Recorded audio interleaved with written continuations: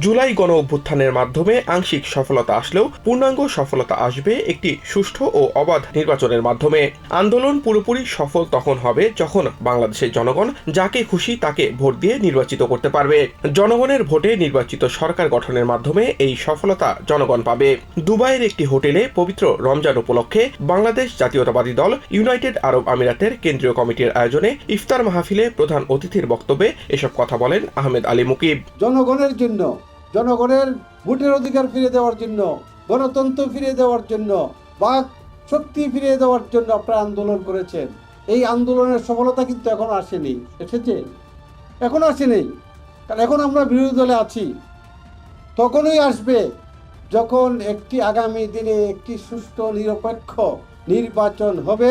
আমার ভোট আমি দিতে পারবো, যাকে খুশি তাকে দেব। তারপরে যেই সরকারটি একটি গণতান্ত্রিক সরকার ফিরিয়ে, যার জন্য আন্দোলন করেছিলেন, ফিরিয়ে দিতে পারবো।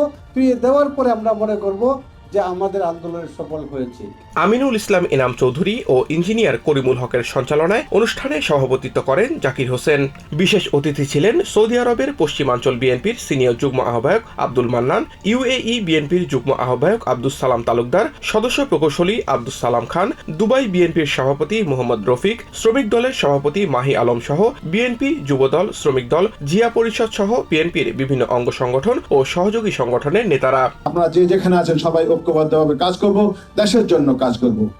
স্বৈরাচার পতন হয়েছে, স্বৈরাচারের দোসররা এখনো কিন্তু আমাদের মধ্যে বিভ্রান্তি সৃষ্টি করার জন্য বাংলাদেশে এবং দেশের বাইরে বিভিন্ন জায়গায় বসে আছে। অন্তর্বর্তী সরকার বাংলাদেশে যারা নেতৃত্ব দিচ্ছেন, যারা সরকারের পরিচালনা করছেন, ওনাদের কাছে অনুরোধ করব অতি সত্ত্বর গণতান্ত্রিক প্রক্রিয়া একজন গণতান্ত্রিক সরকারকে সুষ্ঠু নির্বাচনের মাধ্যমে একজন গণতান্ত্রিক সরকার বাংলাদেশে প্রতিষ্ঠিত করে আপনারা বাংলাদেশের জনগণ থেকে বিদায় নেন। এ সময় অন্তর্বর্তী সরকারকে দ্রুত নির্বাচনের মাধ্যমে দায়িত্ব হস্তান্তরের আহ্বান জানান তারা। সামিউল বারী শিহাব, TVN24 নিউজ ডেস্ক।